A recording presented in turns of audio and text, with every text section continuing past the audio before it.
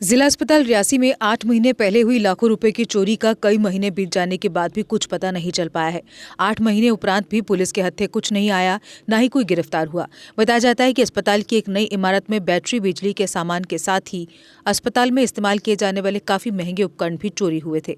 चोरों ने दीवारों के बीच लगाई गई बिजली की फिटिंग को भी नहीं छोड़ा और ये सामान लेकर फरार हो गए थे।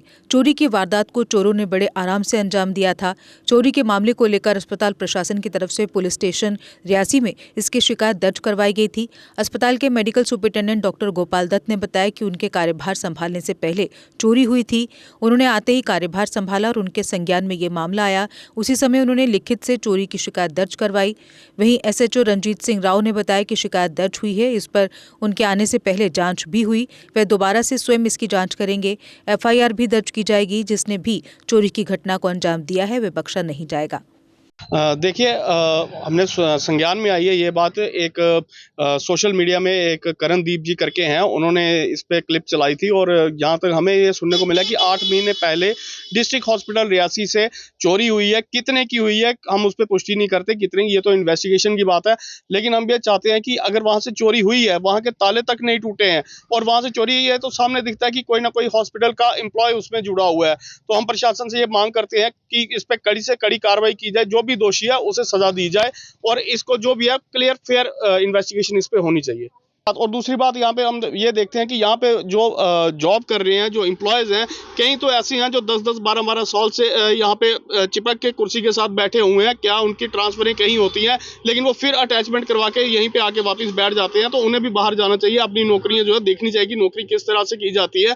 ये नहीं कि सिर्फ डिस्ट्रिक्ट हॉस्पिटल अपनी मनमानी की तरह यहाँ पे गुंडागर्दी करते हैं। जो जिसका वहाँ पे काम तक नहीं है वो जाके पूरे दिन यहाँ पे सुपरिटेंडेंट साहब के साथ कोई बैठा रहता है, कोई जो पे अपनी दादागिरी चलाते हैं। ये चीजें खत्म होनी चाहिए। हमें अटैचमेंट नहीं चाहिए। जिसकी ड्यूटी यहाँ है वो वहीं उसकी ट्रांसफर होनी चाहिए और वहीं पे अपना वो काम अच्छे से करे। देखिए, हमारा एक आई ब्लॉक है और एक हमारा आईपीडी ब्लॉक था जी। अभी फंक्शनल होने थे दोनों। तो मैं फरवरी में यहाँ पे ट्रांसफ़र होके आया। तो जब दोनों ब्लॉक बंद थे तो मैंने सोचा कि इनको स्टार्ट करते हैं। तो पहले आईपीडी ब्लॉक का देखा तो उसमें कुछ इश्यूज थे, वो सॉल्व किए। फिर आईपीडी ब्लॉक की आई ब्लॉक की सफाई करवा के, लेकिन जैसे ही अंदर निकले तो वो वहाँ से कुछ बैटरीज जो थी वो गायब हो गई थी बैटरीज। और जैसे ही मुझे पता चला तो हमने एक एप्लीकेशन जो है वो पुलिस स्टेशन को दी, पुलिस स्टेशन एसएचओ को दी। तो उसके बाद उन्होंने कोई आईओ यहाँ पे नियुक्त किया, जिन्होंने जहाँ पे तकरीबन 3-4 दिन वो आए हैं, 3-4 दिन आए हैं। उसके बाद नए जो एसएचओ साहब हैं वो भी आए हैं और ये मसला जो इन्वेस्टिगेट कर रहे हैं। तो ये जो इन्फॉर्मेशन है हमने थ्रू सीएमओ डायरेक्टर साहब को भी दी है और डीसी साहब को भी दी है। तो उनकी तरफ से भी कोई एक शायद लेटर एसएसपी साहब को गया है कि मसले को, इसको गंभीरता से इन्वेस्टिगेट करें। देखो जी, ये चीज़ें होनी नहीं चाहिए।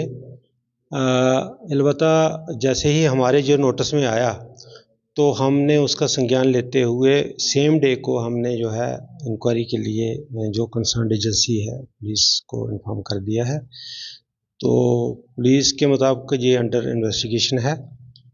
तो अब इसमें से क्या निकलता है वो हम इंतज़ार कर रहे हैं। देखो, हॉस्पिटल के स्टाफ के लिए मैं नहीं कह सकता कि हॉस्पिटल का स्टाफ इन्वॉल्व है इसमें, ठीक है, लेकिन वो इन्वेस्टिगेशन में ही पता चलेगा। इन्वेस्टिगेशन पुलिस कर रही है, तो अगर वो इन्वेस्टिगेशन में कोई भी पकड़ा गया, कोई भी है, अपराधी तो है, चाहे वो हॉस्पिटल का है चाहे वो बाहर का है। तो जो अपराधी है तो वो अपराधी है। वहाँ क्या रहेगी कि एक अफेयर, ठीक है, तो उसको कानून के मुताबिक संज्ञान लिया जाए। कुछ अटैचमेंट की भी बात की जा रही है। 10-10 साल से यहाँ पे लोग अटैचमेंट करवा के बैठे हैं, उनका कि यहाँ पे क्या रोल है यहाँ पे? देखो, जो मेडिकल सुपरडेंट होता है उसका एक छोटा सा दायरा होता है। हॉस्पिटल में जो उसको रिसोर्सेज दिए जाते हैं मैन पावर के हिसाब से या दूसरे, तो उसी हिसाब से उसमें यूज़ करके उसमें हॉस्पिटल को चलाना होता है। तो जो ट्रांसफ़र्स का मसला आप बोल रहे हैं तो ये मेरे हाथ में नहीं होता है। तो ये हायर अथॉरिटी करती हैं, जो ट्रांसफ़र पॉलिसी होती है उसके मुताबिक होता है। तो हमारे पास जो भी स्टाफ होता है उससे जैसे जैसे वो जो भी काम होता है हम लेते हैं उससे। देखिए, सरकार ने आम लोगों के लिए यहाँ पर करोड़ों रुपए की सामग्री भेजी थी। वो सामग्री यहाँ पहुँची या नहीं पहुँची वो एक जाँच का विषय है।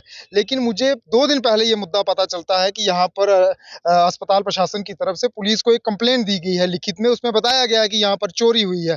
चोरी का जो सामान बैटरी है, कुछ और सामग्री है, ओटी का सामान है, कुछ इस तरीके की सामग्री थी। तो यानी कि करोड़ों रुपए तक उसकी कास्ट जो है वो पहुँच रही है अगर आँकी जाए तो। अभी ये पार्ट ऑफ इन्वेस्टिगेशन है, लेकिन मैंने आवाज़ उठाई है, मैं आवाज़ उठा रहा हूँ।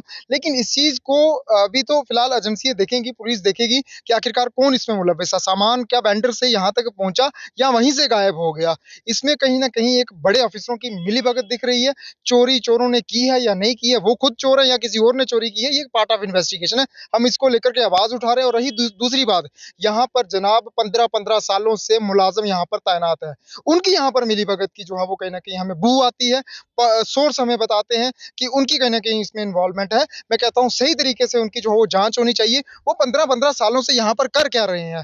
मैं पर्टिकुलर जो है नाम लेना चाहता हूँ बानू लखनपाल, वो यहाँ पर जो है वो तैनात है। उनको आज तक किसी ने जो है ट्रांसफ़र नहीं किया। वो अटैचमेंट करवा कर के यहाँ पर बैठे हुए हैं। और दूसरे नंबर पर यहाँ पर जो है वो बैठे हुए हैं नरेश शर्मा जी, वो जो है वो सुपरिटेंडेंट बने हुए हैं। ओटी का वो इंचार्ज है, वो सुपरिटेंडेंट बना हुआ है। ड्यूटियाँ वो सबकी लगाता है। डॉक्टर उसे देख कर के उठ जाते हैं। वो आखिर है क्या हुआ? मैं साफ कहना चाहता हूँ ऐसे लोगों को, और भी कई सारे लोग हैं जो पिछले 10-10, 15-15 सालों से यहाँ पर तैनात हैं, उनको शिफ्ट जो है वो टोट-साड़ी किया जाए, बग्गू-दास किया जाए, माहौर चसाना भेजा जाए, फिर जाकर के पता चले कि कैसे घपलेबाज़ी होती है। इन लोगों ने अगर सही तरीके से एजेंसी जाँच करे, इन लोगों ने तो एसी भी भेज दिए यहाँ से, इन लोगों ने तो यहाँ पर चेयरें तक भेज दी लोगों को। सही इंक्वायरी होनी चाहिए। मैं कहता हूँ कि दूध का दूध, पानी का पानी होना चाहिए। कल भी कहा था, मेरा इनसे पर्सनली कोई लेना-देना नहीं है। मैं इनके साथ में इनके फ़ोन मेरे पास इनके फ़ोन नंबर भी नहीं है। लेकिन नरेश शर्मा से बात होती थी, बिल्कुल होती है। और काम वो लोगों के करते थे, जो आवाज़ उठाने वाला व्यक्ति होता है, उसका तो प्रायोरिटी पर ये काम करते हैं। और मेरे घर के तो कोई काम होते नहीं हैं। जो लोग कोई बीमार होते हैं, तो सबके इलाज यहाँ पर करना ज़रूरी बनता है। लेकिन यहाँ पर जो घोटाला हुआ है, उसकी मैं आवाज़ उठा रहा हूँ। चाहे इसमें मेरा सगा भाई क्यों ना हो, मैं उसके लिए भी जो है खिलाफ बोलूँगा। अगर 70 से 80 लाख रुपए का सामान यहाँ से चोरी हो गया और आपने 8-9 महीने बीत गए हैं, 8-9 महीनों से आपने कोई भनक तक नहीं लगने दी, एफआईआर आज दिन तक नहीं लगी, ये एक सबसे बड़ी अफ़सोसजनक बात है। तो इसमें इनकी इन्वॉल्वमेंट नहीं है तो और क्या है? 8 महीने से एफआईआर क्यों नहीं लगी तक? आज पुलिस के पास पूछने के लिए हम जाते हैं कि एफआईआर, बोलते हैं एफआईआर लगी ही नहीं है, लेकिन कंप्लेंट उन्होंने दी है। लेकिन मुझे बताएँ कि अगर 1 करोड़ रुपए के 70 लाख से 1 करोड़ के बीच अगर कुछ चोरी यहाँ से हो जाती है, तो एफआईआर क्यों नहीं लगी? ये एक सबसे बड़ा प्रश्न चिन्ह जो है पुलिस के ऊपर भी बनता है। लेकिन मौजूदा काबिल ऑफ़िसर हैं, डीएसपी भी हैं, एसएसपी भी हैं और एसएचओ साहब भी हैं। हम ज़रूर उम्मीद करेंगे कि वो दूध का दूध, पानी का पानी चंद दिनों के अंदर सामने लाएँ।